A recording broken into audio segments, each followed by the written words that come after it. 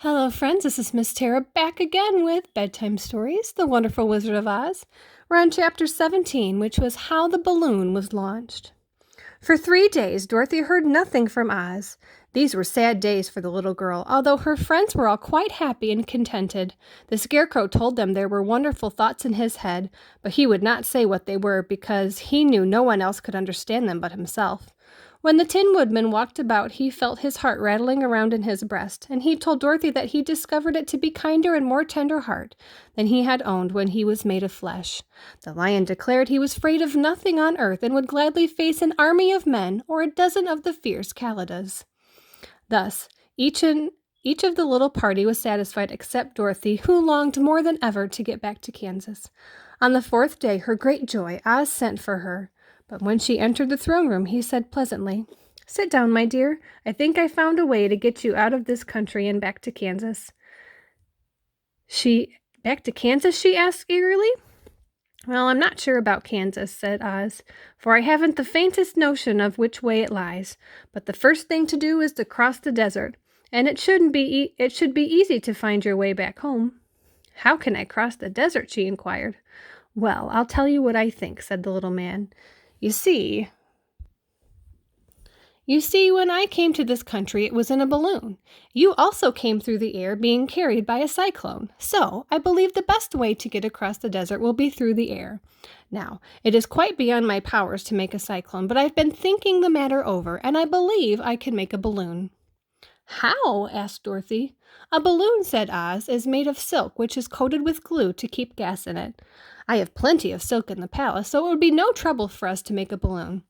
But in all this country there is no gas to fill the balloon with to make it float." "If it won't float," remarked Dorothy, "it will be of no use to us." "True," answered Oz, "but there is another way to make it float, which is to fill it with hot air. Hot air isn't as good as gas, for it is the air, but if the air should get cold, the balloon would come down in the desert and we will be lost." "We!" exclaimed the girl. "Are you going with me?" "Yes, of course," replied Oz. "I'm tired of being such a humbug. If I should go out of this palace, my people would soon discover I'm not a wizard, and then they would be vexed with me for having deceived them.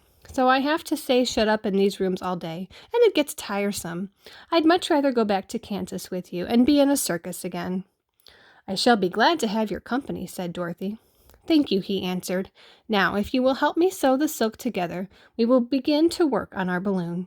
So Dorothy took a needle and thread, and as fast as Oz cut the strips of silk into the proper shape, the girl sewn them together neatly. First there was a strip of light green silk, then a strip of dark green, and then a strip of emerald green, for Oz had a fancy to make a balloon in different shades of the color about them. It took 3 days to sew all the strips together, but when it was finished they had a big bag of green silk, more than 20 feet long. Then Oz painted it on the outside with a coat of thin glue to make it airtight, after which he announced that the balloon was ready. "But we must have a basket to ride in," he said.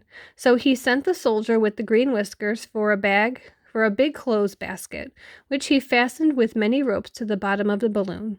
When it was all ready, Oz sent word to his people that he was going to make a visit to his great brother wizard who lived up in the clouds. The news spread rapidly through the city, and everyone came to see the wonderful sight. Oz ordered the balloon carried out in front of the palace, and the people gazed upon it with much curiosity. The Tin Woodman had chopped a big pile of wood, and now had made a fire of it, and Oz held the bottom of the balloon over the fire so that the hot air arose from it and would be caught in the silken bag. Gradually, the balloon swelled out and rose into the air, until finally the basket just touched the ground. Then Oz got into the basket and said to all the people in a loud voice, "I am now going away to make a visit. While I'm gone, the Scarecrow will rule over you. I command you to obey him as you would me." The balloon was by this time tugging hard at the rope that it held it to the ground, for the air within it was hot, and this made it so much lighter in weight than the air without, that it pulled hard to rise into the sky. "Come, Dorothy," cried the wizard. "Hurry up, or the balloon will fly away." "I can't find Toto anywhere," replied Dorothy, who did not wish to leave her little dog behind. Toto had to run into the crowd to bark at a kitten, And Dorothy at last found him. She picked him up and ran toward the balloon. She was within a few steps, and Oz was holding out his hands to help her into the basket, when crack went the ropes, and the balloon rose into the air without her. "Come back!" she screamed. "I want to go too." "I can't come back, my dear," called Oz from the basket. "Goodbye!" "Goodbye!" shouted everyone, and all eyes were turned upward where the Wizard was riding in the basket, rising every moment farther and farther into the sky. And that was the last any of them ever saw Oz, the Wonderful Wizard, though he may have reached Omaha safely, be there now for all we know.